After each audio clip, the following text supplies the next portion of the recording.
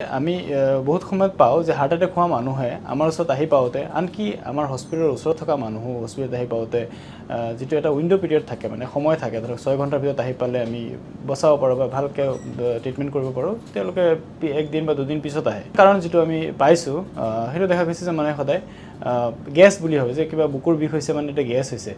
প্ৰতিটো বুকুৰ বিষ কিন্তু গেছ নহয় হ'ব পাৰে বুকুৰ বিষ হ'লেও গেছো হ'ব পাৰে গেছৰ কাৰণে হ'ব পাৰে এপিগেষ্ট্ৰিক ডিছকমফৰ্ট যদি কাৰোবাৰ সাপোজ আগতে হাৰ্টৰ প্ৰব্লেম আছে ধৰি লওক কিবা বাইপাছ বা এনজিঅ'প্লাষ্টি কৰিছে বা কোনোবা ডক্টৰে কৈছে যে আপোনাৰ হাৰ্টৰ কিবা প্ৰব্লেম আছে তেওঁলোকৰ যদি কোনো কাৰণত বুকুৰ বিষ হয় তেতিয়াহ'লে অনতিপলমে একেবাৰে সময় নষ্ট নকৰাকৈ আপোনালোকে হস্পিটেললৈ আহিব বা কাৰোবাৰ যদি পৰিয়ালত হাৰ্টৰ বেমাৰ আছে কাৰোবাৰ যদি ধৰি লওক খুব বেছি স্ম'কাৰ ডায়েবেটিছ আছে হাইপাৰটেনশ্যন আছে চিডেণ্টাৰী লাইফষ্টাইল তেতিয়াহ'লে তেওঁলোকে যদি বুকুৰ বিষ হয় তেতিয়াহ'লে অতি সোনকালে ডক্টৰৰ পৰামৰ্শ গ্ৰহণ কৰা উচিত সাধাৰণতে হাৰ্টৰ প্ৰব্লেম হ'লে কি হয় আমি কিবা এটা কাম কৰিব গ'লে চাপ'জ ধৰি লওক 2 খোজ কাঢ়িলে আমাৰ সেই হাৰ্টৰ যদি বুকুৰ বিষ হয় এইটো বাঢ়ি যাব